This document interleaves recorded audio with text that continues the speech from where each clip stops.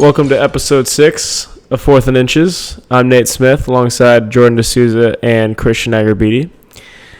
Another great week of NFL football. Starting to get a picture of who's for real, who's fake, and what teams are stuck in the case of mediocrity. But first, as always, how was your weekend, boys? All right, just like one question, just like a little disclaimer. I just need to ask this now. Cristian, how do you pronounce your last name? It's Agarbidi, Jordan. Okay, it's Agarbidi. And Nate, how did you say it? I believe I said it, Agarbidi. I think you said Agarbidi. Did you hear Agarbidi? I didn't even hear him say it, but in any event, it's quite usual for people to call me Cree or Cray as a nickname in regards to my initials, so no biggie on the last name.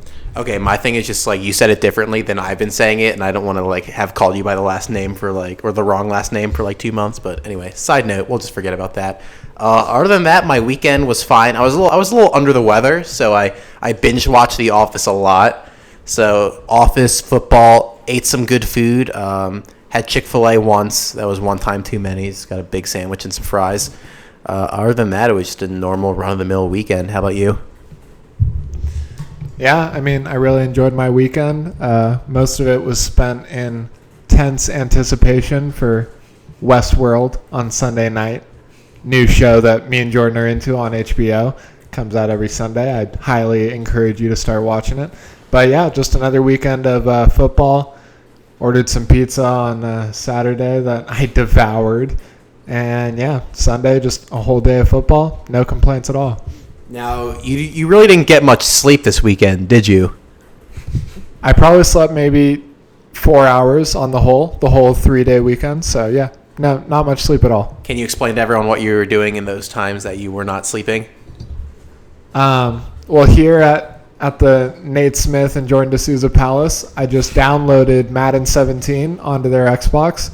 So I've kind of just been like a third tenant here who's been sleeping on the couch, playing Madden, just copious amounts, hours on end. And just finished my first season, 2016 Patriots, went 15-1, won the Super Bowl. So you know what it is. That's why no sleep was gotten. Nate, how about yourself? Yes, I'd have to reiterate, I also had a good weekend. Started off Friday night with a little 6-month anniversary dinner with the old lady. Shout out Emily for.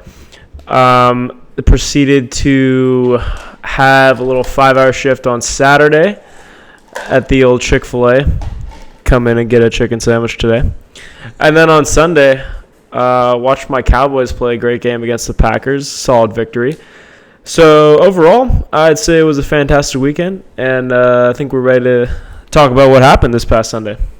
And without further ado, we'll get right into this week's rapid recap for Week 6. Thursday Night Football kicked it off with Broncos at Chargers.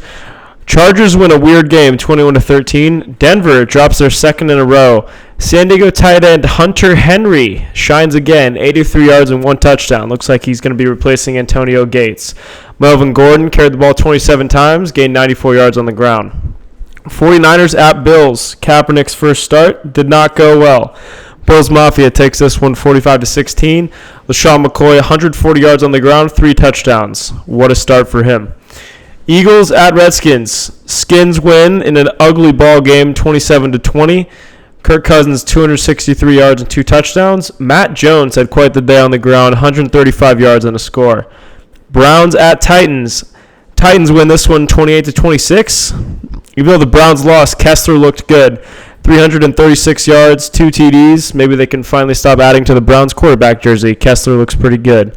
Mariota, 284 yards, 3 TDs, 1 pick. Continues his impressive streak. Ravens at Giants. Giants win the close one, 27-23. Manning had a great day, 403 yards, 3 touchdowns. Odell Beckham, 8 receptions, 222 yards, 2 touchdowns, and a whole lot of antics. Jaguars at Bears. Ugliest game on Sunday by far, but the Jags win this one by a score of 17-16. Hoyer continues his impressive performance, 4th straight game with over 300 yards. Trouble in Jacksonville. Bortles and the Jacksonville offense do not look good. They look to get on track next week. Rams at Lions. Lions win this one 31-28. Case Keenum had a great day, 321 yards and 3 touchdowns through the air. Golden Tate had 165 yards and 1 touchdown for the Lions. Chiefs at Raiders. Chiefs with the blowout win, 26-10. Andy Reid does not lose after a bye week. Spencer Ware had 131 yards and 1 touchdown. Chiefs D holds strong, limiting the Raiders to 10 points.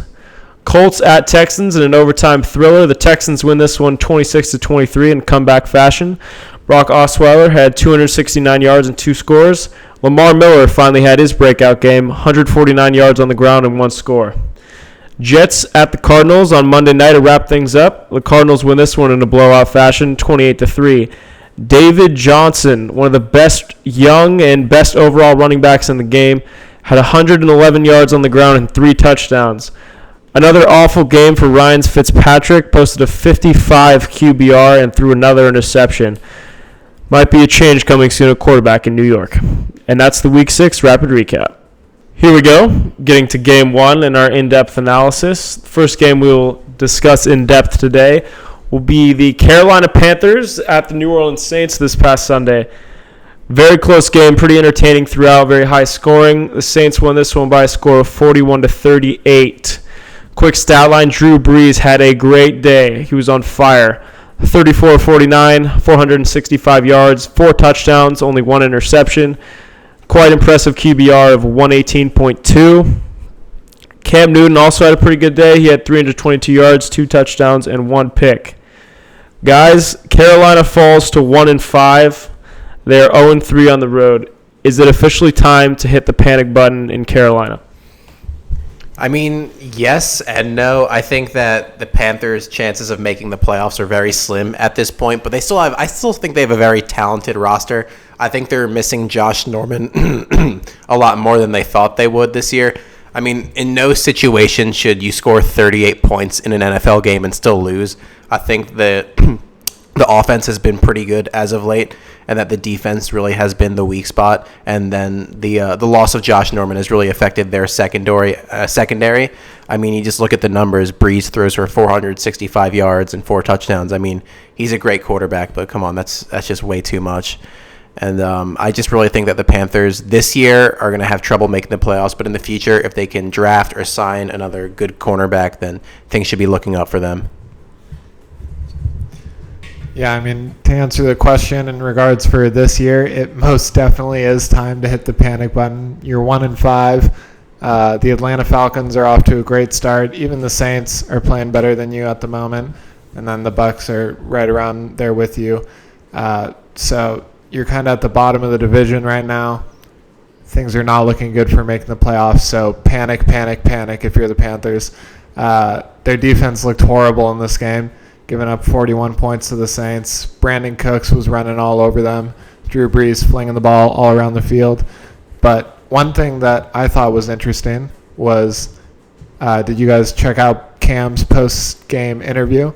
It was very, very similar to the one he gave after the Super Bowl loss.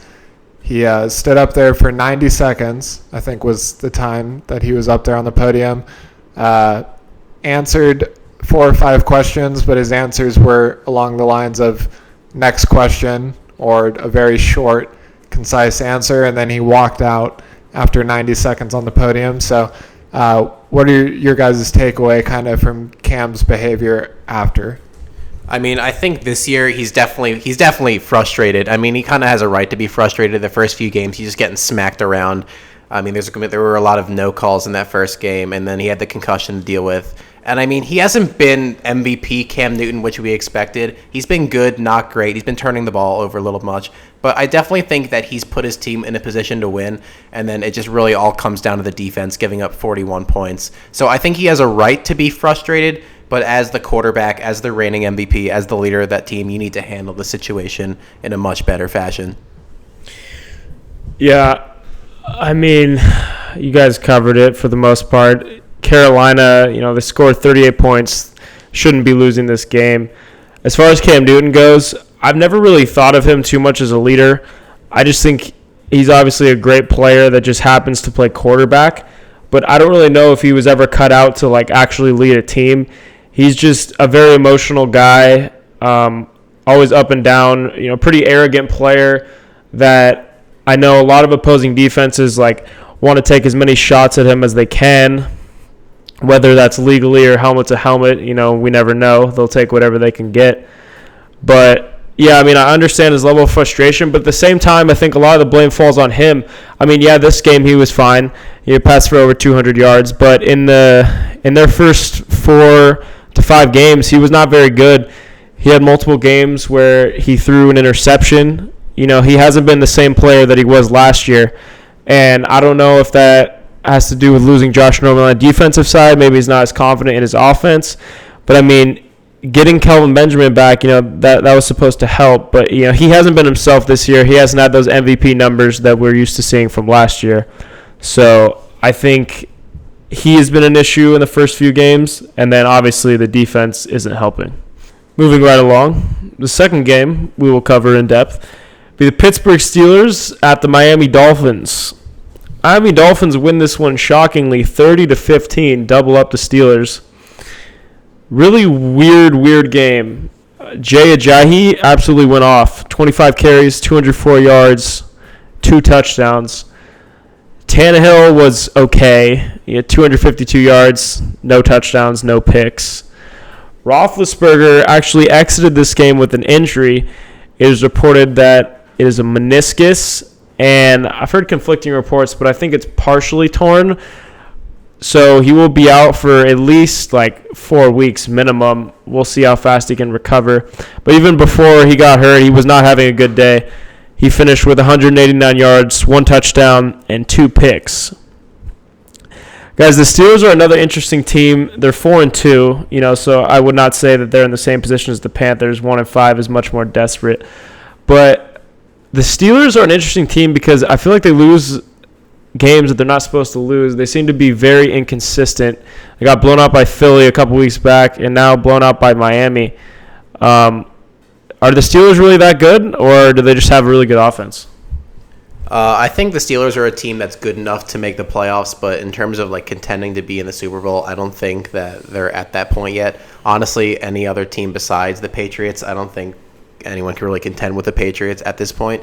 But in terms of the Ben Roethlisberger injury, I heard reports that were saying it's going to only be a minor thing, but even that, a meniscus, that just sounds bad. So even if he is out 5 to 6 weeks, they are 4-2, and then I'm pretty sure they are in first in their division. So even with the injury, I still think that they'll be able to either be in first or second in their division by the time Ben comes back. So making the playoffs won't be the problem for them, but I just think overall they're not really in a position where they can contend to make the Super Bowl or go deep in the playoffs. They do have some great offensive playmakers. I think they have one of the best quarterback, running back, receiver combos really in the NFL. But in terms of the defense hasn't really shown me that they could piece together big games after big games and just stay consistent. Yeah, my biggest problem with the Steelers is their defense. I don't think anyone's ever really trusted their secondary. It's kind of been pretty poor for a while now, but their run defense was always pretty solid. And then in this game, they just got ran all over by Jay Ajayi. Is that how you say it? Pretty sure it is Ajayi. Yeah, this unknown. He's a rookie, right? No, he actually played last year. So this unknown second-year guy just goes for 200 plus on him, just runs all over them.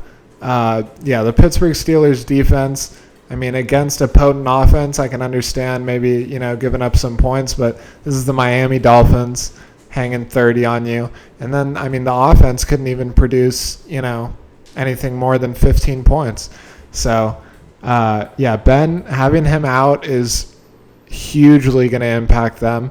If he's out for 5-6 weeks, I think they can maybe pull off 2-3 in that span, maybe even 1-4, and that would obviously be detrimental to their hopes, depending on how the Ravens play and how other teams in their division play.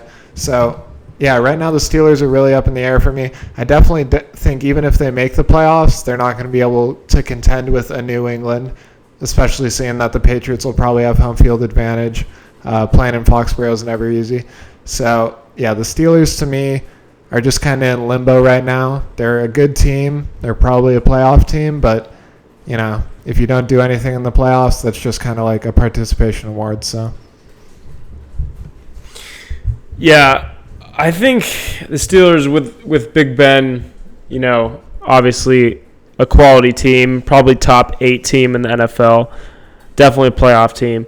Without him, I honestly think they might miss out on the playoffs, depending on how long he is, in fact, out. I mean, that remains to be seen. But even if he is there, like we said, the defense is a big issue.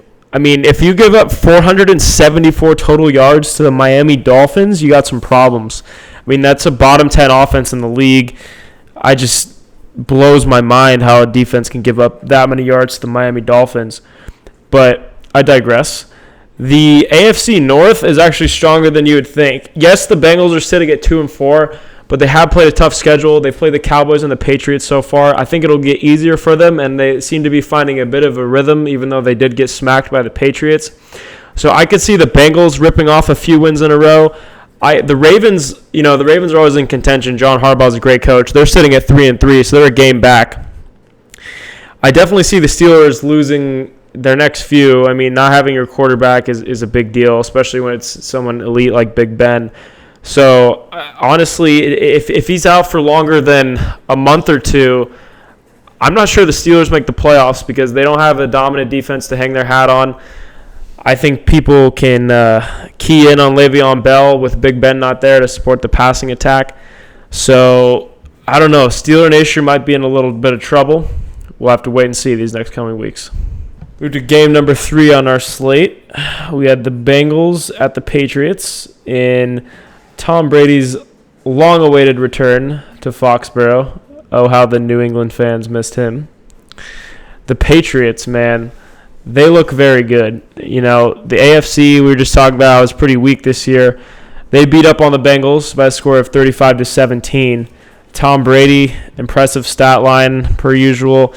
376 yards through the air, 3 touchdowns, no picks, a 140 QBR. It's just sickening. Andy Dalton, not terrible, 254 yards, 1 touchdown, no picks. Neither team really established a ground game in this one. Blunt rushed for about 50 yards, Gio Bernard for 49. Guys, we know the Patriots are really good. They probably end up being the 1 seed. Is there anyone that can challenge them in the AFC, or do they pretty much have a pretty easy route to the Super Bowl? I think saying that they have an easy route to the Super Bowl is the understatement of the year. I mean, there's legit just like no one good in the AFC. I mean, there's like teams that are going to finish 10-6, 11-5, but they're really just not that good.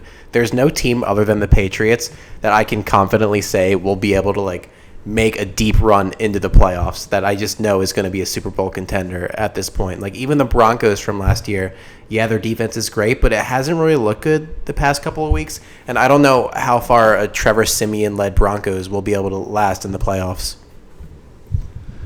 Yeah, I mean, I definitely think that Broncos D has gotten worse. Not much worse, but it has gotten worse from last year. I mean, they did lose Danny Trevathan and a few other Malik Jackson, a few other parts of that front 7.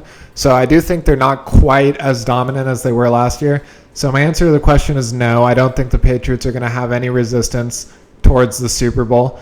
When you think about them getting the 1 seed, having to play a divisional game at home against someone along the lines of Chiefs or Texans or one of these wild card teams, and then being at home for the AFC Championship again, I see no one beating them in Foxborough in that game.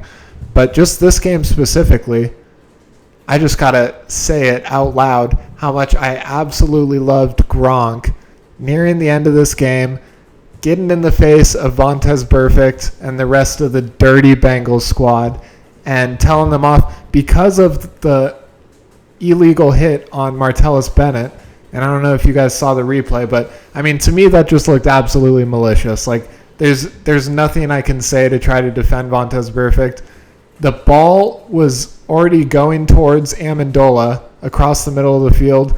Martellus was in the flat, being guarded by one guy, and Vontaze just kind of launches himself into the back of Martellus's knees. I mean, that could be a career-ending injury, by all likelihood. So Gronk sees that. he catches a ball across the middle and starts getting into the face of the Bengals guys. To me, it just really showed that Gronk kind of has Martellus' back, which is really cool because, I mean, this is Martellus' first year on the Patriots. It's not like, he's been with those guys for very long, but already Gronk is kind of saying, yo, like, you can't be going low on my boys, trying to hit them, cheap hits like that. I'm going to have something to say about it. So I really like seeing Gronk step up for his man, even with the penalty. I don't mind it because I didn't really think there was anything to penalize him for. So I liked seeing that for the Pats. And, yeah, to me, they just seem like the most complete team in the AFC and the most consistent because, they don't drop games. They're not supposed to.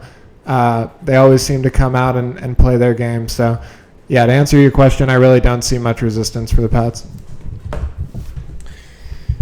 Yeah, I would have to agree with you guys. I mean, even the Broncos over the past couple weeks, they've dropped 2 in a row. They just lost to the Chargers. I mean, that's not a good sign for the AFC. That was widely considered, the second best team in the AFC. And so with them struggling, with the Steelers also struggling now that Big Ben is out, it's crazy. It's kind of like the Eastern Conference of basketball a few years ago.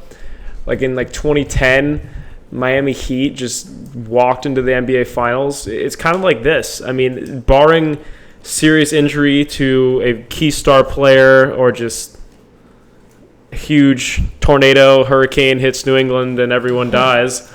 Knock on wood. Knock on wood, of course. Knock on wood. I definitely see the Pats. Yeah, I don't see anyone stopping them from going to the Super Bowl. Maybe some weird fluke performance in the playoffs. Someone gets hurt during a game, or Broncos or Steelers just decide to play the best game of their lives. But just looking at the competition, I just don't think it's there.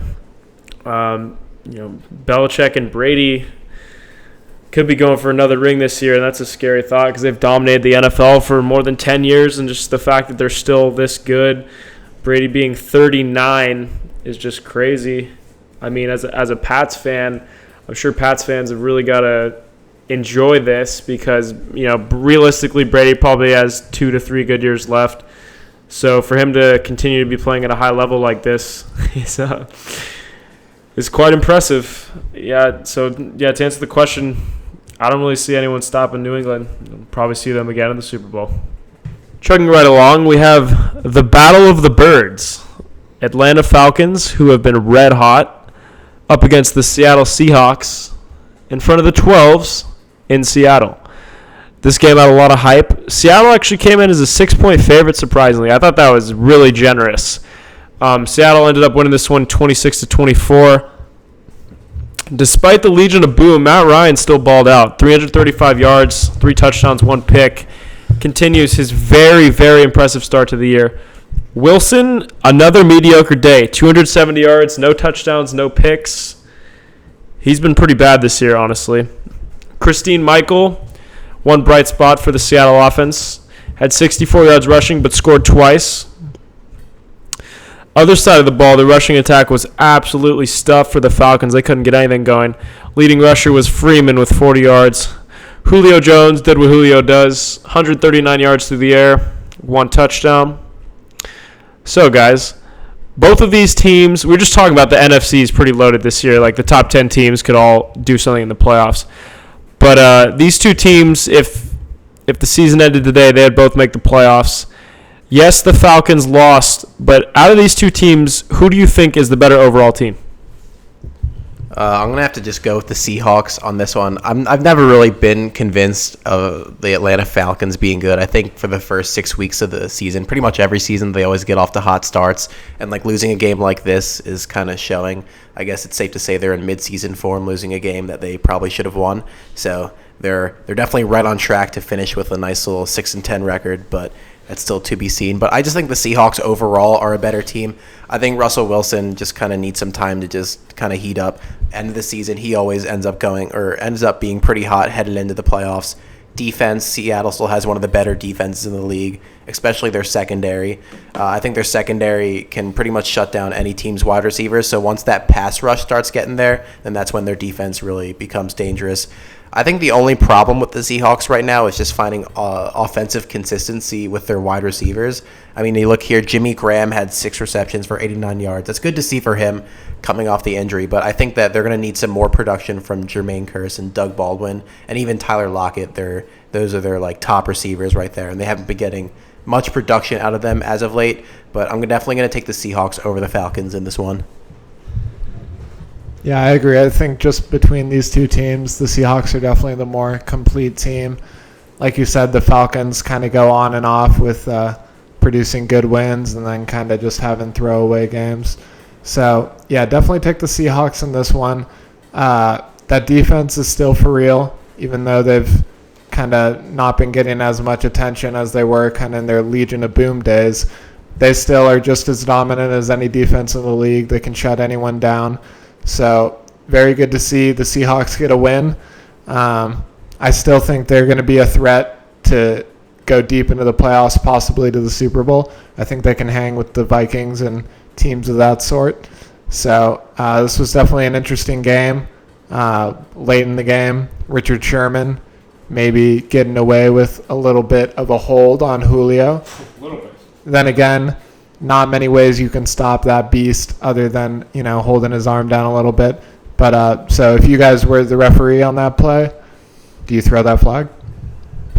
I'm going to hand this one over to Nate real quick and see what he says. Absolutely. I mean, watching that live was a blatant pass interference on Richard Sherman, even with Earl Thomas over the top. I mean, he got a hand in there a little bit early. If you watch the replay, he literally starts grabbing his arm before the ball even gets to Julio Jones. And the scary part is Julio almost caught it. If you watch the replay, it's in his hand partially, and when he hits the ground, it kind of pops out because he's trying to one-hand it with Sherman on his back. But, yeah, I mean, I understand the whole concept of not wanting the ref to decide the game, and, I completely support that, whether it's football or basketball, calling a ticky-tack foul or calling a, weak holding call late in the game. But, I mean, when it's something blatant like that obviously affects the outcome of a very crucial play, you must throw the flag if you're the ref right there. I mean, I really don't know what he was looking at. The only thing I can think of is what we just talked about, how it didn't want to be the reason to decide the game. But, I mean, it was just a clear pass interference. He was going over the middle, went up for the ball. Sherman started to bring him down before the ball arrived. That's just bad. Yeah, Dan Quinn nearly blew his own brains out on the sideline. He was furious, and with great reason. I mean, I thought they definitely should have thrown it. So it was a bad end to a good game. But I don't know. What do you guys think? Yeah, I'm going to have to agree with you on that one after hearing your convincing argument. Bravo on that one. I think that towards the end of the games with any sport, refs tend to kind of swallow their whistles and just kind of let the game play out, which I definitely agree with. But on this one, it was a blatant pass interference, which pretty much could have won the game for the Falcons, and it's kind of bad to see a game end like that, even with the Falcons, who have been very hot as of late. I mean, there's a big difference between 4-2 and 5-1, just kind of as a morale standpoint even. I mean, they were going to be in first place in their division anyways, but obviously that would have been a huge game to win, especially against the Seahawks coming off a week when they beat the Broncos, who were both 2 Super Bowl contenders at this point. But definitely it was unfortunate the game had to end that way. Yeah, and I mean, looking right now at the Seahawks schedule going forward, so the Falcons going forward have the Chargers, which I think is an easy win. The Packers, which, I mean, going by off the way the Packers are playing, should be a win. Then Bucks, Eagles is a pretty tough game. And then Cardinals, of course, is going to be tough. But looking forward for the Falcons, I think they should be able to win a few of these next games. And contrary to what Jordan said, I think they should be able to go better than 6-10. I definitely think they're headed towards, around a 10-win season or more. So, I mean, but it's all kind of, what Falcons team we see, because we've seen the Falcons team that can beat the Broncos and hang with the Seahawks and all these things, but we've also in the past seen a Falcons team that can lose to the Bucks and maybe drop a game to the Chiefs or the Rams, some of these middle of the road teams. So I think just depending on what type of Falcons team we see, we'll either get that 10-win season or something less than that. But I think right now they're definitely headed towards the playoffs. And just to add one more thing for their schedule coming up, I see 4 very big divisional games, and even they have 2 divisional games to end the season. So I think if they can end with at least 3 of these 4 division games won, they're going to be looking good headed into the playoffs. Yeah, the difference between this year and last year, I feel like, for Atlanta is their defense has been playing better. And even in games that they've lost this year, they still, aside from week 1, there's no excuse losing to the Bucs. Jameis Winston has not had a very good year. But aside from that, I mean, yes, they did lose to the Seahawks, but they competed. I think the difference this year is they're not really getting blown out. Like, they competed to the very end. The week before, they beat a very good Broncos team. And, yes, they did lose to the Seahawks by 2, but they were in it till literally the very last play. So I think that's a great sign for Atlanta fans. And looking at the schedule coming up, I mean, their division this year has proven to be pretty weak. The Panthers are awful, 1-5. Saints play no defense. So those are 2 games they should definitely win. They play the Bucs again. I think they'll definitely beat the Bucs second time around. I could honestly see the Falcons ending at somewhere around 11-5 or even 12-4. If they get hot and they keep rolling, we'll see how they respond to the big loss, though. I mean, it's always tough losing on the road by less than a field goal. So I think at this point it's more than mental. But, I mean, offensively, they seem to be the best team in the league right now offensively. So I think if they keep their mentality strong, they could definitely make some noise out in the NFC. Wrapping up our in-depth analysis for Week 6, we go to Lambeau Field, where the Green Bay Packers hosted my Dallas Cowboys in a very interesting contest. The Cowboys shock the world and win this one by a score of 30-16. Not many people saw this coming. Yes, Dak has been good. Yes, Zeke has been good. Cowboys have been overachieving so far. But I would say most people did not expect them to go into Green Bay and win 30-16 and really dominate the game. Like, it really wasn't close at any point. Dak Prescott, 247 yards, 3 touchdowns, 1 interception, incredible QBR of 117.4. I think the biggest storyline of this game, though, is Aaron Rodgers. Look at the stats. They don't look too bad. 294, 1 touchdown, 1 interception. But we talk about the eye test. Sometimes the stats don't match up to the way a person is playing. And for anyone who watched the Green Bay-Dallas game, it was very obvious that Aaron Rodgers is clearly not himself. We talked about this last week, how he hasn't seemed comfortable, how his numbers are down, his stats are shaky. But it really showed in this game. I mean, the Packers did not score a touchdown until the 4th quarter. In Lambeau, like that's unheard of. This offense has been putting up points for the past 8 years, and it's not like the Cowboys have a great defense by any means. So, I mean, what do you guys think is up with the Packers' offense and Aaron Rodgers in specific? Like what's the problem there? I actually just have no answer for why Rodgers is playing as bad as he has been. I mean, the protection's good. He has time. Jordy's back. He has receivers. He just is missing throws. He just seems like he's rushing. Sometimes he's not seeing coverages. I mean, I just don't know. He just has not looked himself. I want to say he'll be able to turn it around because that's Rodgers. That's one of the best quarterbacks in the NFL and has been the last few years. But I'm just at a loss for words after seeing him play. Even the game against New York, which they barely won, he threw 2 interceptions and he would just have all the time in the world to throw. And he just has looked horrible lately. So do you think it's safe to say that the Packers should move on from Aaron Rodgers? Jordan, as usual, coming with the hot takes. I don't think it's quite that time yet. But, yeah, honestly, I mean, for the Packers to drop a game like this at home, it's definitely very unusual for them. One of the biggest parts of the game, I thought, was that the Cowboys kind of let Dak let it go this game. He was less of a game manager and kind of threw the ball around more.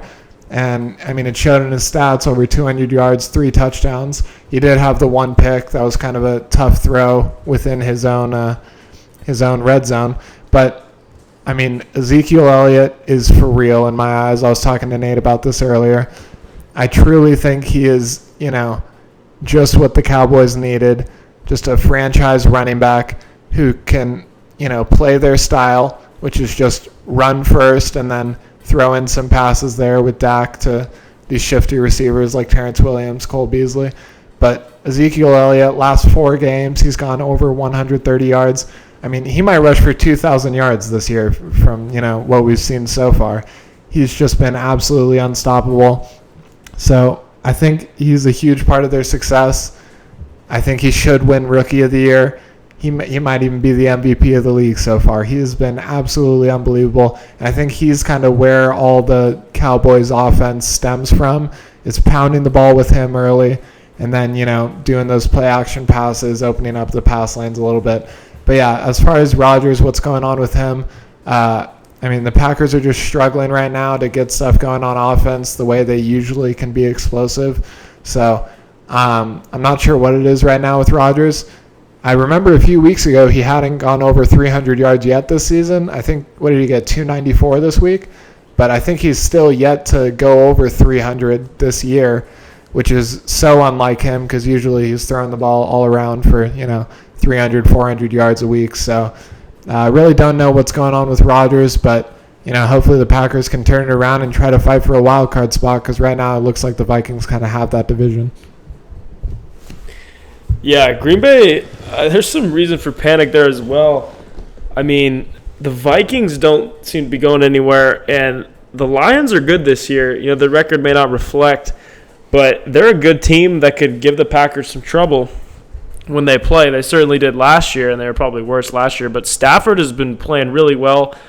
The Lions might get hot here, so, you're looking at a three-team race there in the NFC North, so that might be a problem. And yeah, Aaron Rodgers, if we're just looking at some stats here, Aaron Rodgers in all the games he's played this year, we'll go down the line.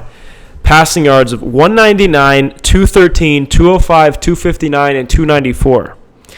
The fact that 294 is his leading passing yardage game so far this year is a giant red flag for any Green Bay fans. That is just crazy coming from a guy who is just posted video game numbers most of his career.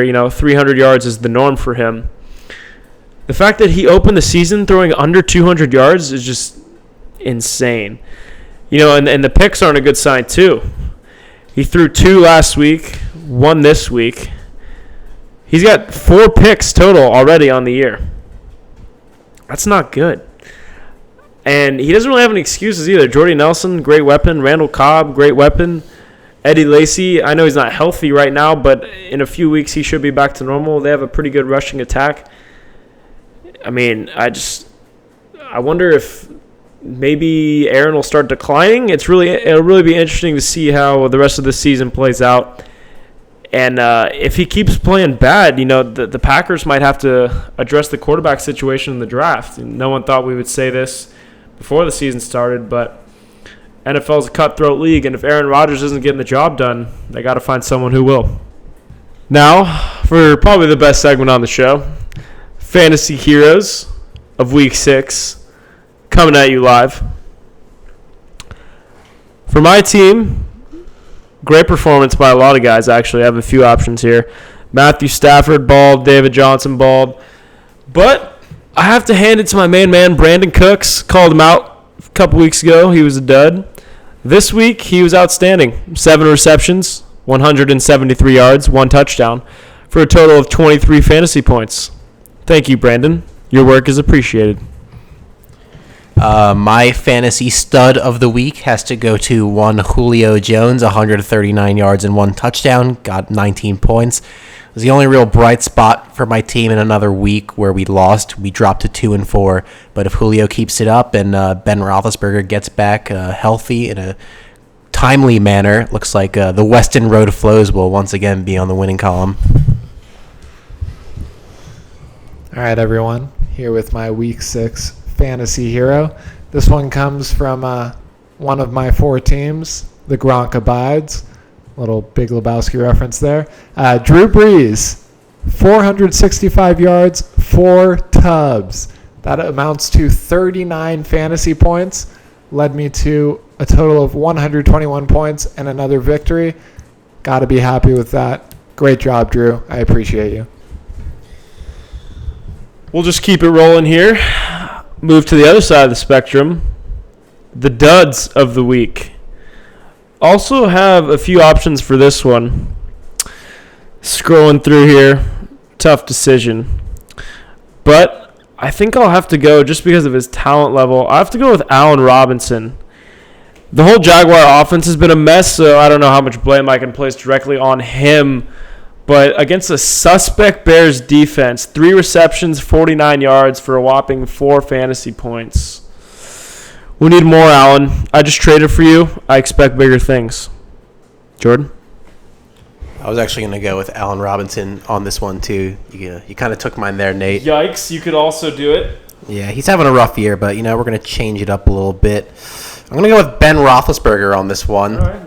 Yeah, just didn't play too well overall, only threw 1 touchdown. Tore his meniscus, had the same amount of injuries as touchdowns in this game, so that's never good. Finished with only 9 points, and he was one of my guys who's I bank on him getting 25 points a week. I just assumed if Antonio Brown's going to catch 3 touchdowns, who's going to be throwing them? Ben Roethlisberger. Hasn't been the case so far. It looks like he's going to be missing some time, so that's going to be a huge blow to my fantasy team.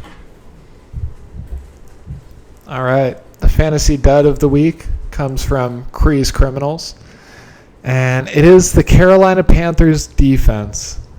Played against Drew Brees and the New Orleans Saints this week and gave up 41 points, which is never good for the defense that you started in fantasy.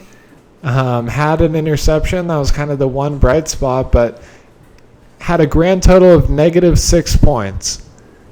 So I think next week I just won't start a defense, and I'll probably be better off than if I start the Carolina defense. That's just horrible. -6. -1 is bad, but -6 is a substantial drop to your score just because you played these guys. Totally unacceptable from a defense that I thought was going to be top-notch this year, so definitely disappointing. Come on, Carolina. And now for our final segment, we will do way too early Coach of the Year awards. My nominee, although some of you may see it as bias, I actually believe this, it will be Jason Garrett. Cowboys off to a scorching start at 5-1. Pretty much left for dead when Romo got hurt in the preseason. Not much expected of them at all, especially with the Eagles and Redskins making improvements. The Giants were supposed to be good. So the fact that we're 5-1, we've beaten the Bengals and just recently the Packers on the road. Dak and Zeke playing great ball, team chemistry at an all-time high. Got to give Jason Garrett the nod for way too early Coach of the Year. My way too early Coach of the Year prediction is going to have to go with Bill Belichick. The guy just time and time after again just proves why he should be considered one of the best NFL coaches of all time. He went 3-1 over the 4-game stretch without arguably the best player in football who plays the most important position in football. And there hasn't been any real sign that the Pats don't finish 15-1 and win the Super Bowl. So I think if all that keeps up, he's going to end up taking home that award. All right, my pick for Coach of the Year thus far has got to be Mike Zimmer, head coach for the Minnesota Vikings. Came out strong this year. They're 5-0, coming off their bye week after this week. So I think they're going to stay strong the rest of the year and probably win, at least 12 games. That defense looks absolutely vicious. What does Nate refer to them as? The purple people eaters? Oh, yeah. Absolutely ruthless. They've just been tearing through offenses. And I think a lot of that has to do with Mike Zimmer. He's a defensive-minded coach. Definitely has those boys motivated. So at this point, as the only undefeated team left in the league, I think definitely got to give it up to Mike Zimmer so far. That about does it for episode 6 of 4th and Inches. We had a good time. We hope you had a good time. I'm Nate. I'm Jordan. And I'm Cristian. We'll see you next episode for 4th and Inches.